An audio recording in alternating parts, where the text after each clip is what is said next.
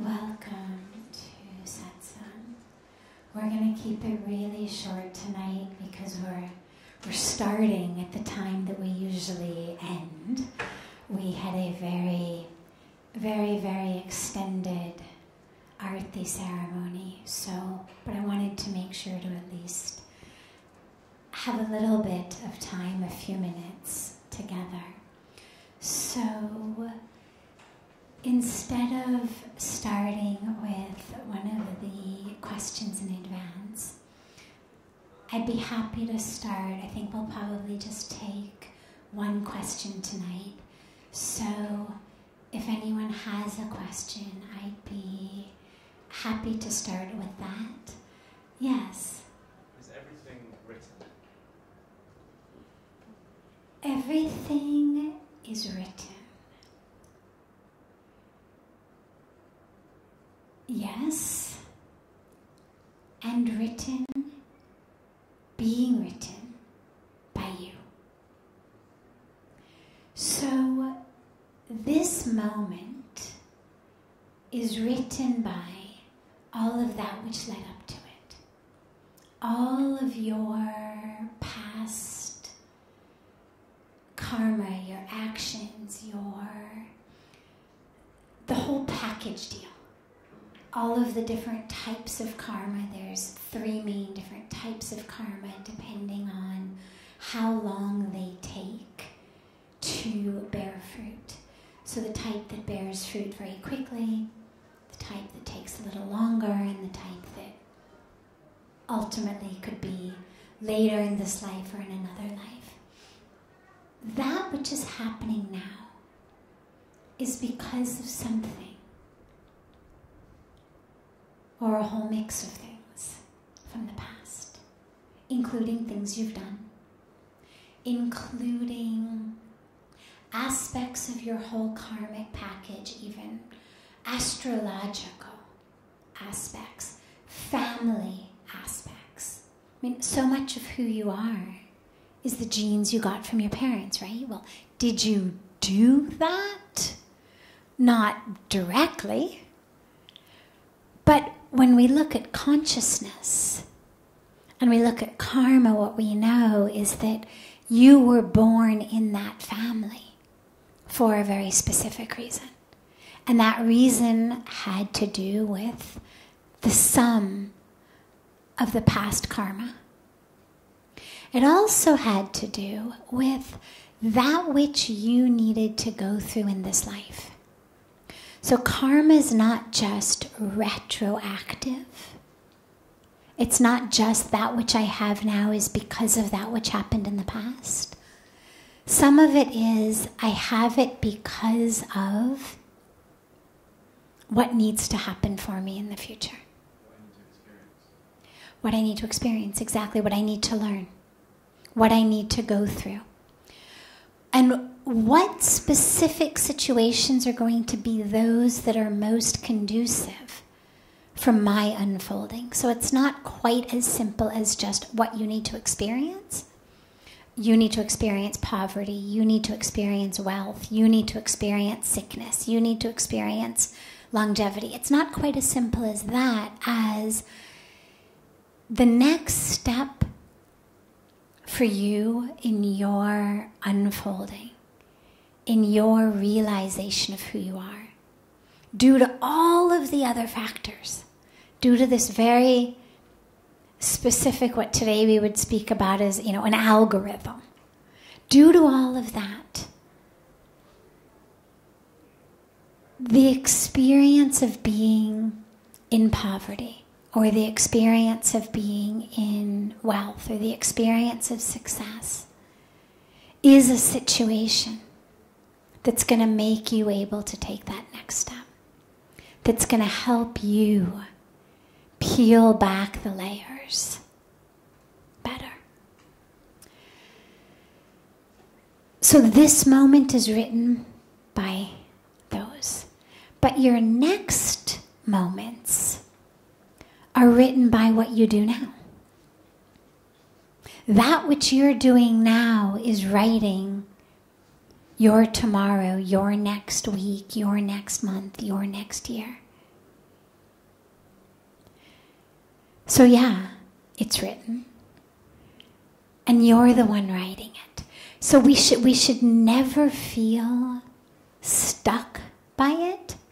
It's, when we speak about free will, for example, and karma and the relationship between them, it's always a yes and yes.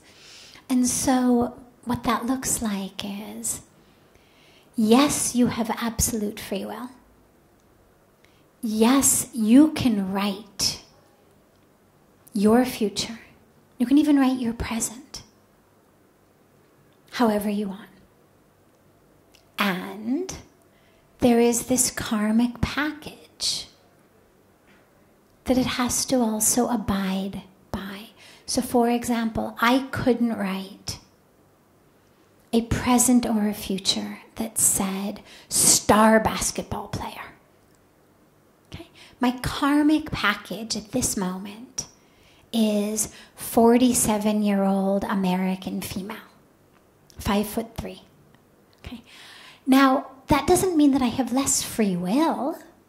I could practice basketball all I wanted.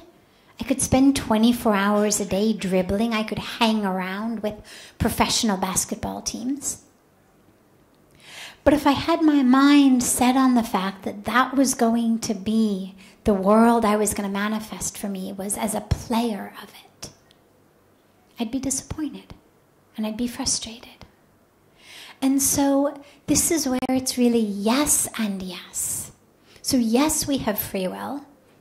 And, I wouldn't go back and say, well, it was written that I wasn't going to be a basketball player. Well, on some level. So up until now, all of that which I've done, consciously and unconsciously, including things like just aging, right? I haven't done that on purpose. It's just happened. But because of that, more than 5'3", I have a genetic bone structure that just tends not to be particularly buff. And so even if at the age of 8 I had decided basketball, I probably could have been a pretty good basketball player, but probably not pro. I probably still never was going to get a place on some pro basketball team. And so when we talk about our free will compared to our destiny or that which is written, we have to understand that it still abides by the law of nature. I can't exercise my free will to walk off a building and fly. My free will could make me walk off the building, but the law of nature that says I'm not a bird, I'm a human, is going to make me fall rather than fly. So is it written that I'm going to go splat on the ground? Well, only if I choose to use my free will to walk off a building thinking I can fly. The law of gravity was written. The fact that in my life I was going to be subject to the law of gravity was written. But this walking off a building thinking I can fly because I can do anything was a poor interpretation on my part of things I heard or read or believed about my power to do anything. Does that make sense? So, yeah, things are written, and yes, you have free will. Yes, you are the one doing the writing. And there's a lot of things that can be changed. But there are some parameters that can't be changed. If you were writing a script for a play, well, there's certain things that we can do on a theater stage. And there's certain things you can't do on a theater stage that you can do in a movie. Digital animation, you can do it in a movie, not on Broadway. It's a limit. It's a limit of the medium. And so when we're writing our script that's going to be played on a very real stage of our life, not with the digital effects and the animation effects and, cutting and splicing things together, but actually on a real stage of our life, there's parameters. But within those parameters, you're writing your own life. And the last and important piece of this is, even with the parameters, what you have entire free will over, 100%, is how you respond to what happens. That's in your power entirely. So I decide I'm going to be a pro basketball player. I give it a few years. It's not going anywhere. Now I'm, 50 in female rather than 47 in female. I've got a couple of choices. One option is I become miserably depressed. I drink myself into oblivion. I start taking drugs because I'm just so depressed that I have to escape the depression of my mind, or what's the point? If I can't be what I want to be, there's no point of living. That's one option. Another option is I berate myself and say, you're just not practicing hard enough. Forget sleep. Forget eating. Forget your family. You're going to do this because you can do anything. And I push myself even harder. 5 years later, then I'm 55 and 5'3" and female and still not a pro basketball player. Or I could say, all right, so this is the direction the wind is blowing. I can't change that direction. I cannot rewind and go back and become a 6'4", 17-year-old male instead. I can't rewind and come out of the womb of, the woman who was the champion Olympic basketball player instead. You can't rewind and do that. So, all right, this is the direction the wind is blowing. This is the direction the current is going. Am I going to keep trying to swim upstream? Am I going to keep trying to sail a boat right into the wind so that it takes all my energy just to stay afloat and I actually get nowhere? Or am I going to readjust? Am I going to readjust my sails? Am I going to readjust my vision? Okay. So instead of basketball, it's going to be something else. We reevaluate. What can I do? What touches me? What feels right? And it may be hanging out with basketball teams. It may be, being the announcer for the basketball teams. It may be being the one, being the chaiwala for the basketball teams. Whatever it may be, because as it may turn out, being around basketball really is all I love. Okay. I can make that work. Not exactly in the way I had intended, but no problem. Surely there's some space there for a, short American female who can't dribble. But it requires a readjustment. That's not blaming me. That's not blaming the past. That's not miserable. But that understands, all right, here's where we are, right now. It's up to you. You want to keep trying to sail that boat into the wind? You've got free will. Or do you want to readjust those sails and use the wind in the direction it's blowing to actually go somewhere? And it may not be where you had intended. Maybe you had thought, you were going to get in Ganga and you were going to take your sailboat to Dev Prayag. Well, unfortunately, the currents go in the other direction. So instead, you take your sailboat to Haridwar. That's in the direction the river's flowing. Wasn't what was in your mind. But can you find the divinity there? And if not, well, then it means, all right, maybe a sailboat's not supposed to be my method of transportation. Get out of the water, get in a car. A car will get you to Dev Prayag. But something has to be readjusted.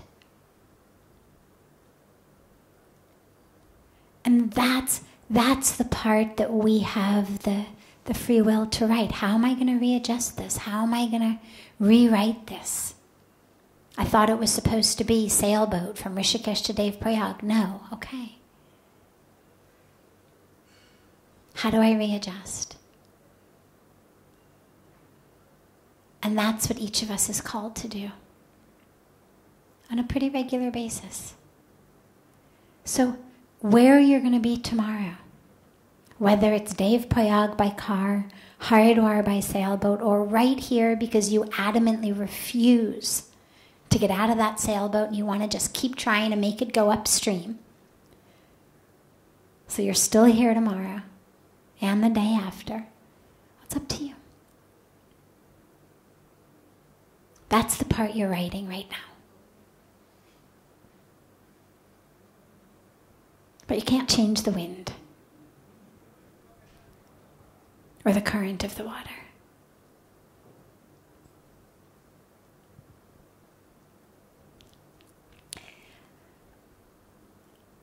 Are there any other questions? I'll take one more question this evening if there are any.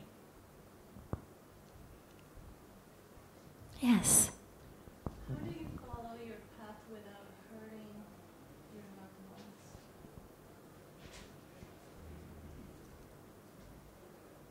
How do we follow our path without hurting our loved ones? It's not always very easy. I mean, it obviously depends on where your path is going to take you. It depends on the agenda your loved ones had. Depends on how attached your loved ones were to the agenda. So there's no cookie cutter answer to this. I know on a personal level, yeah, my parents had an agenda. When I was 25, in their mind, okay, so she's going to finish her PhD, and then eventually she's going to have kids, and then we're going to have, grandkids running around, and she'll live somewhere nearby, and we'll, they had an agenda because that's just the vision that people have. Fortunately for me, they were able to do this readjustment of the sails. They were able to realize, oh wait, okay. So we had this agenda. This is what we thought was going to happen, and it's what we thought was going to make our daughter happy. It wasn't that we had an agenda that she would be miserable, but we'd be happy because she'd pop out grandkids, and But they really thought, well, this is what would make me happy, because that's what people do in life. They are married, they have kids, and they, it's what people do. So when they realized that that wasn't what was happening, as I continued to gently but firmly help them understand, they were able to readjust it and understand, okay, wait, ultimately our highest goal was she should be happy. That was why we thought she was going to do this whole thing, because that's what usually makes people happy. But our highest agenda was she would be happy. Okay, so it's not the box we thought happiness was going to come in, but nonetheless, she's undeniably happy. And she's actually undeniably happier than most of the children of our friends, meaning my parents' friends. And so they were able, by God's grace, to do that readjustment, to say, okay, so how can we, rather than stay stuck with our agenda that isn't what's going to happen, how can we support this and be part of it? It really depends on your situation. The few general rules of thumb are, number one, there's no path of deep spirituality that would consciously cause real deep suffering to your loved ones. Now, yes, there's emotional attachments, whether it's a marriage, whether it's parents who had this vision that you were going to live under their roof or next door in their city forever, and it turns out you don't. So there's, a little bit of that. There's actually a beautiful, beautiful, beautiful bunch of letters between Pujya Swamiji and his mother when he was very, very young and had left the home. And you see what a mother goes through. So it's not that families are always going to say, oh, this is so great, fantastic, we're so happy that you're, leaving here. But usually they're able to readjust, because usually your happiness, if they're parents or if they're grown children, is really their highest goal for you. If it's a spouse, if it's siblings, there's so many different loved ones, but you've got to ask yourself,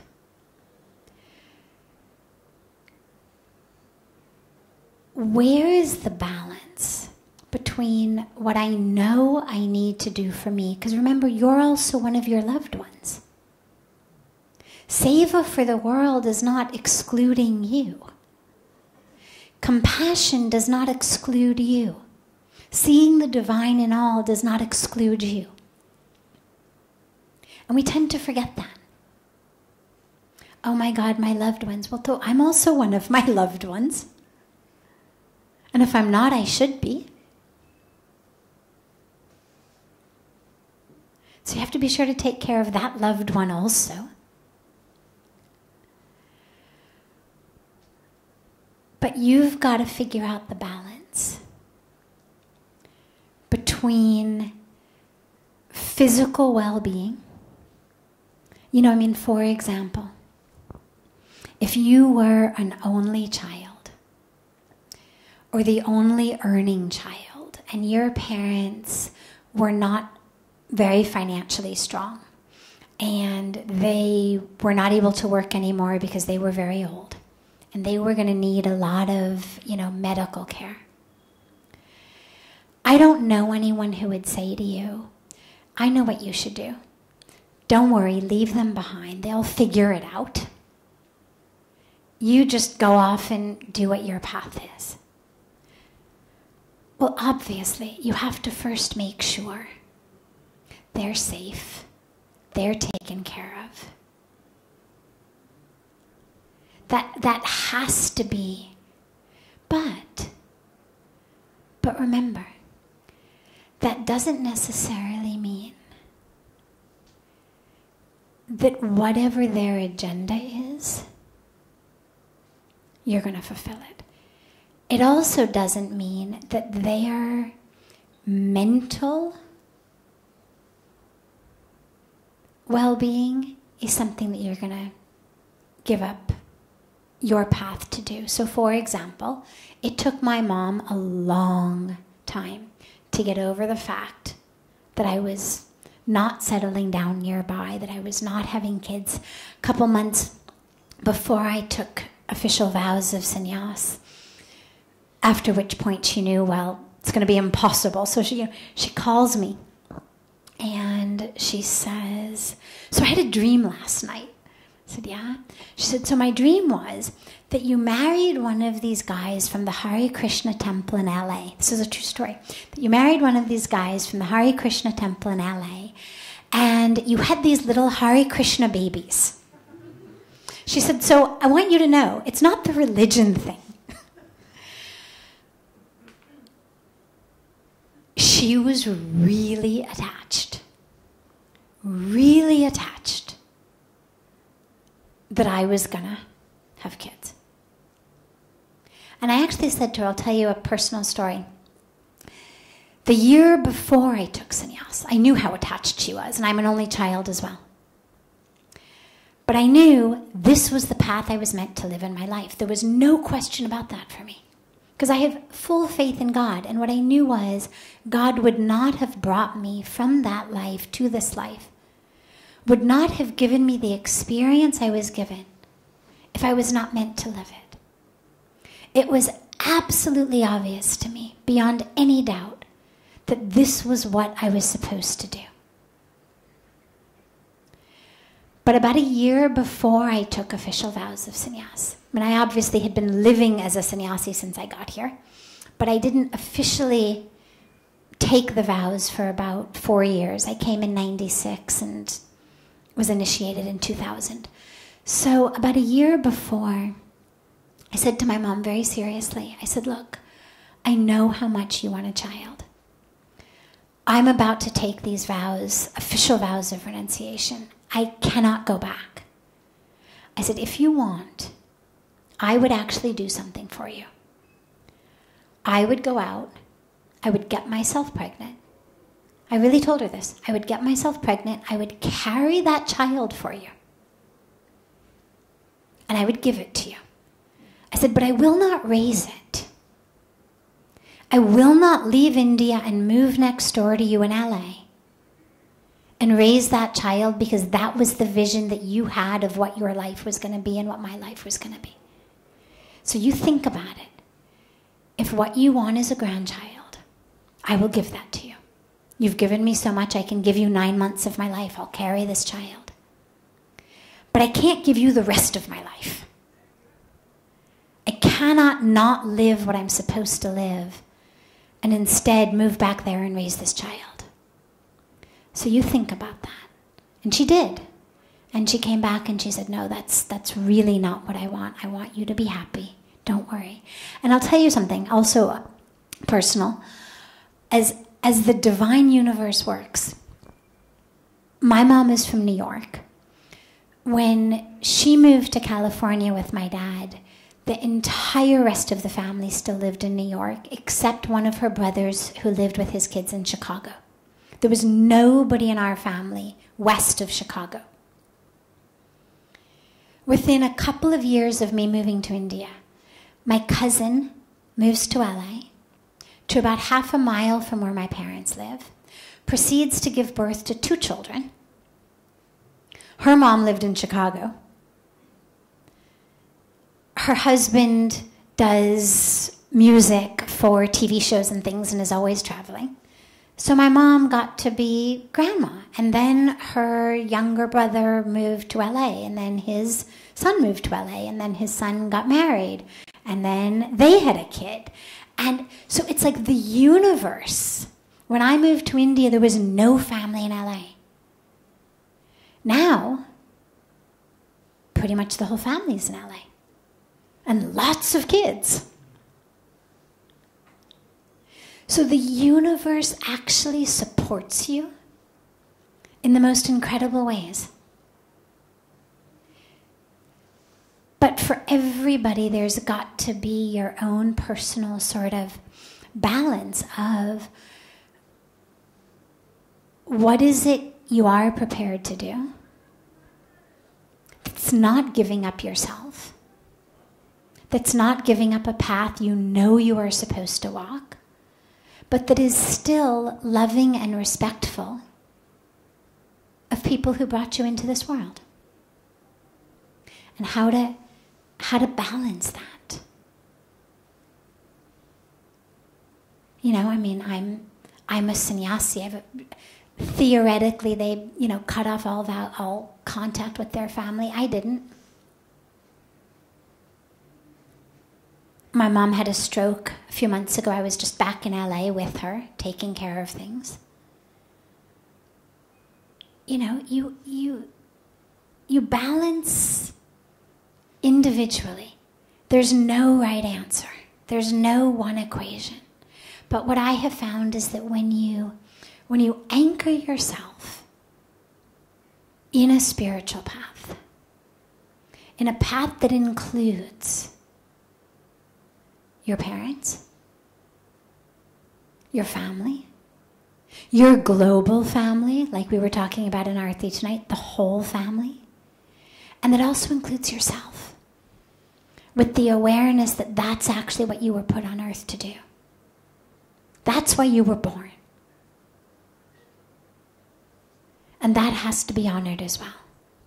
And if you keep yourself anchored in that spiritual connection, it's going to guide you. Because a spiritual path is not a path that pushes us away from things. It's a path that pulls us toward something. And so, as you're being pulled toward something, well, yeah, of course, you make sure that everything is still taken care of back here. Because that's part of being human. And so you'll figure it out. But the most important piece, I guess, that I can offer you to think about in every minute is, if they really love you, and if really what they want is your highest happiness. I'm not talking about decadence and hedonism. I'm not talking about you saying, well, Mom, Dad, you know, that which would make me the most happy would be to empty the family's bank account and go and move to, you know, the Bahamas. Come on, if you really want my happiness, like, just let me do that. I'm never going to work a day. I'm just going to, you know, live in the Bahamas. And that's not what we're talking about here. This is an entirely different type of happiness. It's not, well, you know, shooting heroin makes me happy. Why are you making me stop? It makes me happy. I really enjoy it. Getting drunk makes me happy. Why are you stopping me? It's not that type of happiness. The happiness on a spiritual path is the happiness of the self unfolding as itself. And if people really love you and really want the best for you, they're going to understand that this is what you're called to do. And they're going to feel blessed. There's a teaching in the Indian spirituality that if even one member of the family goes on the spiritual path, that the whole family for generations is blessed. Yeah, it might be slightly inconvenient. 2 fewer hands around the house. But you're bringing blessings on the family for generations to come.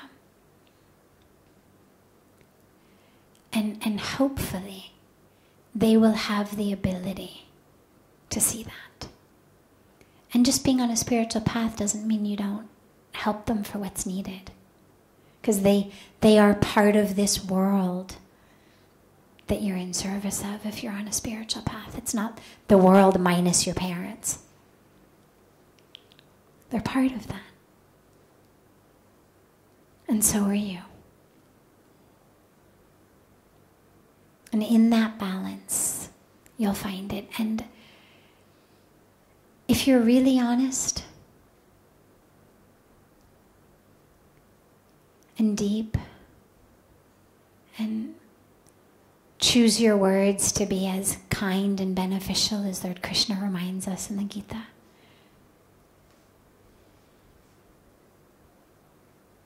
they shouldn't be hurt. And if they are hurt, what's hurt is their own agendas and their own egos. And so what you've done is you've given them a chance to grow. You've given them a chance to examine themselves. Which may sting for a moment, but actually is beneficial for them as well in the long run. My parents have become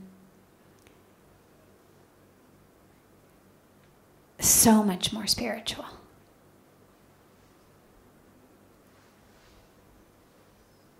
Since this. Not because of me, but through me. Through this, the Spirit touching them.